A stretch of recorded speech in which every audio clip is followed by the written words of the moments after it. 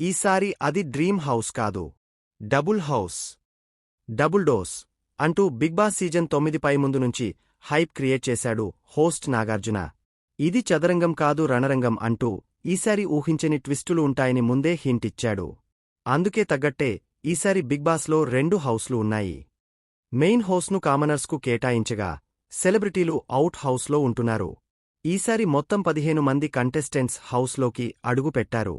ఇందులో 9 మంది సెలబ్రిటీలు కాగా 6 కామనర్స్ కోటాలో హౌస్లోకి కంటెస్టెంట్స్గా ఎంట్రీ ఇచ్చారు.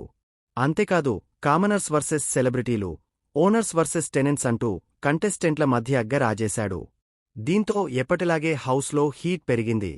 అప్పుడే కంటెస్టెంట్స్ ఒకరిపై ఒకరు దుమ్మెత్తిపోసుకుంటున్నారు. ఈ గొడవలు కొనసాగుతుండగానే బిగ్ బాస్ మరో ట్విస్ట్ ఇచ్చాడు.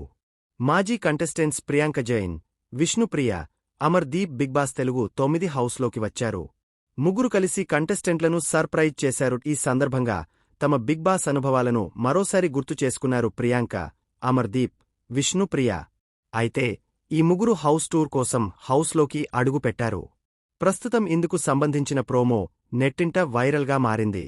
హౌస్లో వారెలాంటి రచ్చ చేశారో ఫుల్ ఎపిసోడ్ చూడాల్సిందే.